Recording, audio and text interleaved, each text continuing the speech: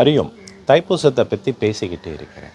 தைப்பூசத்தில் விரதம் எடுத்து குரு நாமத்தை ஸ்மரணம் பண்ணுறோம். அதன் அடுத்ததாக ரொம்ப முக்கியமான ஒரு விஷயம் இருக்குங்க. தைப்பூசத்தில் இந்த விரத அனுசரணை செய்யும் பொழுது இந்த மனசு, இந்த எண்ணம் எல்லாமே ஒரு ஒழுக்கத்துக்கு வரணும். வந்துருச்சு அப்படின்னா நீங்கள் எப்படி புரிஞ்சிக்கலான்னா, கோபம் குறைஞ்சிரும், ஆணவம் குறைஞ்சிரும், கண்ட பேச்சுறதெல்லாம் குறையும், வேண்டாது பேசுகிறதெல்லாம் குறையும், எல்லாமே குறையும். அப்போ இந்த தைப்பூசத்துக்கு முக்கியமாக இந்த 4 பேரை மதிச்சுக்குங்க. அவரோட அருள் கிடைக்கணும்னு வேண்டிக்குங்க. மாதா, பிதா, குரு, தெய்வம். இது ரொம்ப முக்கியமானது. மாதா, பிதா, குரு, தெய்வம். இப்போ ரொம்ப ஆளுங்களுக்கு பெற்றோர்களை பிடிக்கிறது கிடையாது, பெற்றோர்களுக்கு பிள்ளைகளை பிடிக்கிறது கிடையாது.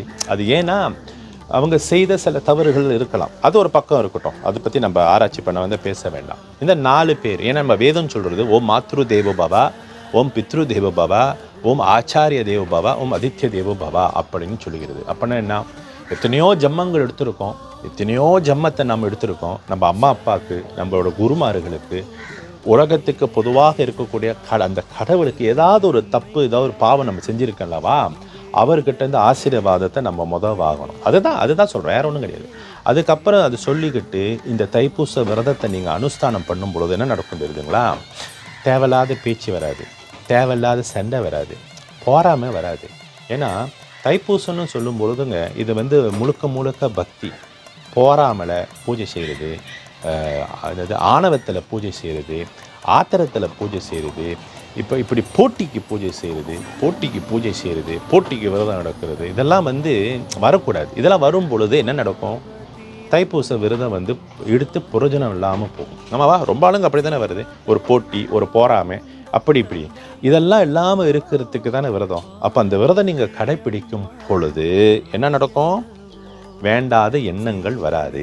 முருகா, உனக்காக நான் விரதம் எடுக்கிறேன், நான் நல்லா இருக்கணும், என் குடும்பம் நல்லா இருக்கணும், இந்த உலகத்தில் எல்லாரும் நல்லா இருக்கணும், அதுக்காகவே நான் விரதம் எடுக்கிறேன்னு அப்படின்னு அந்த சிந்தனை வரணும்.